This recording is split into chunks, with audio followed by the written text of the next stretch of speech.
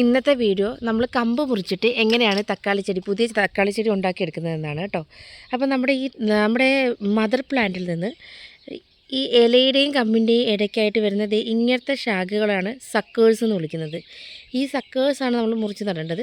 പക്ഷേ ഈ പ്രായത്തിൽ നടാൻ പറ്റത്തില്ല. ഇത് കുറച്ചുകൂടെ വലുതായി ഒരു 10-15 സെൻറ്റിമീറ്റർ, ഇതുപോലെ 10-15 സെൻറ്റിമീറ്റർ ആയി കഴിയുമ്പോൾ നമുക്കിത് മുറിച്ച് മാറ്റി നടാം. ഇപ്പോൾ ഇത് നോക്കുവാണെങ്കിൽ ഇതിനകത്തിൽ കുറേ പൂക്കളൊക്കെ വന്നിട്ടുണ്ട്.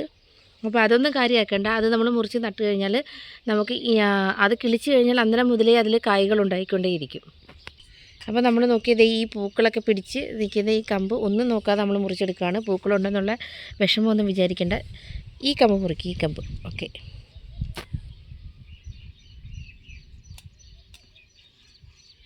ഓക്കെ. ഇതിങ്ങനെ മുറിച്ചെടുത്ത് കഴിഞ്ഞാൽ ഇതിൻ്റെ ഇലകളൊക്കെ നമ്മൾ റിമൂവ് ചെയ്യണം. ഇലകളൊക്കെ റിമൂവ് ചെയ്തേനെ.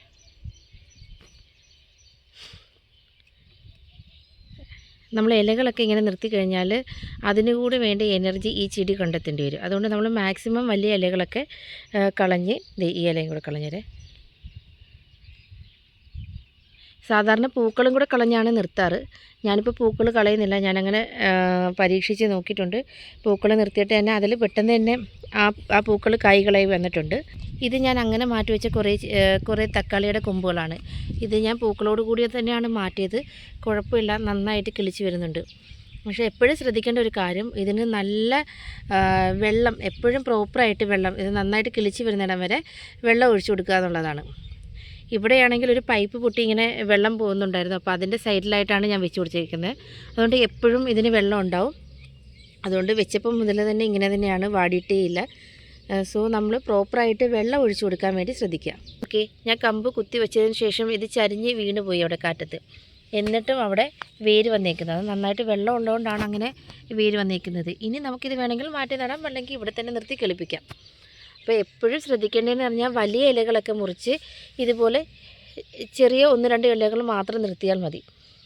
പിന്നെ ഇത് നോക്കി, ഇത് ഞാൻ പൂവോടെ കുറച്ച് ദിവസം മുന്നേ നട്ടതാണ്, പൂവോടെ എടുത്ത് നട്ടതാണ്. ഇതിപ്പോൾ ഇങ്ങനെ തന്നെ നിന്ന് കായ്കളായിക്കോളും. ചിലപ്പോൾ ഇത് പൊഴിഞ്ഞു പോവും, അവശേഷിക്കുന്ന പൂക്കൾ പിന്നെ കായ്കളായിക്കോളും. അപ്പം വേണമെങ്കിൽ നമുക്ക് ആ കായ്കളും പൂക്കളും കൂടെ കളഞ്ഞിട്ട് വേണമെങ്കിൽ നടാം. അതാകുമ്പോൾ കുറച്ചുകൂടെ വേഗത്തിൽ കിളിക്കും. പക്ഷേ ഞാൻ ഇവിടെയൊക്കെ ആ പൂക്കളോട് കൂടിയിട്ട് തന്നെയാണ് നട്ടത്. എനിക്കത് പറിച്ച് കളയാൻ ഭയങ്കര മടിയാണ്. പക്ഷേ ഇവിടെ പ്രോബ്ലം ഒന്നുമില്ല. ഞാൻ പറഞ്ഞല്ലോ, വെള്ളം ശരിക്ക് കൃത്യമായിട്ട് വെള്ളം ഇതിന് ഒഴിച്ചു കൊടുക്കണം. ഈ കമ്പിങ്ങനെ നടുവാണെങ്കിൽ 2-3 തവണയായിട്ട് ഒരു ദിവസം വെള്ളം ഒഴിച്ചു കൊടുക്കണം. ഇതുപോലൊരു കമ്പ് കൊണ്ട് കുഴിക്കുക. വേണമെങ്കിൽ നിങ്ങൾക്ക് ഈ തക്കാളി ചെടി കറ്റാർ വാഴയുടെ നീരിലൊന്ന് മുക്കിയിട്ട് നടാം.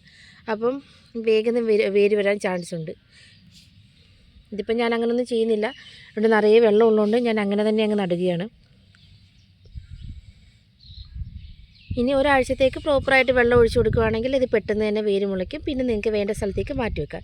അതല്ല, നിങ്ങൾ എവിടേക്കാണോ വെക്കാൻ ഉദ്ദേശിക്കുന്നത് അവിടെ നട്ടാലും മതി. ഈ പറഞ്ഞ പോലെ പ്രോപ്പറായിട്ട് കണ്ടിന്യൂസ് ആയിട്ട് വെള്ളം ഒഴിച്ചു കൊടുക്കുക. ഇത് 2 ആഴ്ച മുന്നേ ഞാൻ മാറ്റി നട്ട കമ്പാണ്. ആ കമ്പ് കിളിച്ച് ഇത്രയായിട്ടുണ്ട്. പക്ഷേ ഇത് ഞാൻ കിളിക്കുമെന്ന് വിചാരിച്ച് നട്ട കമ്പല്ല. ഒരു മണ്ടക്കപ്പ് ഞാൻ വെറുതെ ഇങ്ങനെ കളയുന്നതിന് പകരം ഞാൻ അവിടെ ഇങ്ങനെ നട്ടു വെച്ചതാണ്. പക്ഷേ ഇത് നല്ല വൃത്തിക്ക് കിളിച്ച് വന്നിട്ടുണ്ട്. ആളെ നോക്കുമ്പോൾ ഇച്ചിരി കമ്പിന് ആരോഗ്യം കുറവാണ്. പക്ഷേ അതൊന്നും കുഴപ്പമില്ല. നല്ല വളം ഇട്ട് കൊടുത്തു കഴിഞ്ഞാൽ ഇവർ നന്നായിട്ട് കയറി അങ്ങ് വളർന്നോളും. ഇതും അതുപോലെ ഒരെണ്ണമാണ്. വേണ്ട എന്ന് വിചാരിച്ച് പറിച്ച് കളഞ്ഞ ഒരു കൊമ്പ് അതവിടെ കിടന്ന് കിളിച്ച്. വെള്ളം വേണം, അത് തന്നെയാണ് മസ്റ്റ്. ഇങ്ങനെ കമ്പ് മുറിച്ച് വെച്ചാൽ ഉണ്ടാകുന്ന പ്രയോജനം എന്ന് പറഞ്ഞാൽ, നമ്മളൊരു വിത്തിട്ട് അത് തൈയായി കിളിച്ച് വന്ന് മാറ്റി വെക്കേണ്ട വലുപ്പമാകുമ്പോഴത്തേക്കും ഒരുപാട് സമയമെടുക്കും. പക്ഷേ ഇങ്ങനെ കമ്പാണെങ്കിൽ ഈ കമ്പ് അത് വേര് വന്നാൽ ഉടനെ തന്നെ അതിൽ പൂക്കളും കായ്കളും ഉണ്ടായി പെട്ടെന്ന് തന്നെ നമുക്ക് തക്കാളികൾ അതിൽ വളർന്നു വരുന്നതായിരിക്കും. നമുക്ക് ഒരു തക്കാളി ചെടി വീട്ടിലുണ്ടെങ്കിൽ ഒരുപാട് കമ്പുകൾ ഇങ്ങനെ മുറിച്ച് വെച്ച് ഒരുപാട് തക്കാളി ചെടികൾ നമുക്ക് ഉണ്ടാക്കിയെടുക്കാവുന്നതാണ്. അതും പെട്ടെന്ന്. വെള്ളം ഒഴിക്കാമെന്ന് മാത്രമുള്ളൊരു കാര്യം നമ്മൾ ശ്രദ്ധിച്ചാൽ മതി. പിന്നെ ഇടയ്ക്കിടയ്ക്ക് പ്രോപ്പറായിട്ട് വളം ഇട്ട് കൊടുക്കണം. നമ്മൾ നല്ലോണം വളം ഇട്ട് കൊടുക്കുമ്പോൾ നല്ല വലിപ്പമുള്ള തക്കാളികളുണ്ടാവും.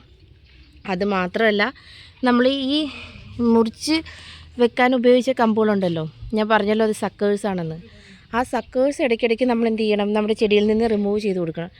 ഇതാണ് സക്കേഴ്സ് എന്ന് പറയുന്നത്. ഈ ഇലയുടെയും കമ്പിൻ്റെയും ഇടയ്ക്കായിട്ട് വരുന്ന ഈ കിളിർത്ത് വരുന്ന പുതിയ നാമ്പുണ്ടല്ലോ, അത് നമ്മളിങ്ങനെ റിമൂവ് ചെയ്ത് കൊടുക്കണം. അങ്ങനെ റിമൂവ് ചെയ്ത് കൊടുത്തിട്ടില്ലെങ്കിൽ നമുക്കുണ്ടായി വരുന്ന തക്കാളികൾ സൈസ് വളരെ കുറവായിരിക്കും. പിന്നെ കുറച്ചൊക്കെ വളരാൻ വിടാം. വളർന്നു കഴിയുമ്പോൾ നമ്മളെന്ത് ചെയ്യാം, നമുക്കത് മാറ്റി നട്ട് ഇതുപോലെ പുതിയ ചെടിയാക്കി മാറ്റാം. ഇവിടെയൊക്കെ സക്കേഴ്സ് ഉള്ളതായിരുന്നു, ഞാനതെല്ലാം കട്ട് ചെയ്താണ് മാറ്റി നട്ടേക്കുന്നത്. അപ്പോൾ ഒരു തക്കാളി ചെടിയിൽ നിന്ന് ഒരു 10-20 എണ്ണം തന്നെ നമുക്ക് ഉണ്ടാക്കിയെടുക്കാൻ പറ്റാറുണ്ട്. അപ്പോൾ ഇന്നത്തെ തക്കാളി വിശേഷങ്ങൾ ഇത്രയേ ഉള്ളൂ. ബായ്.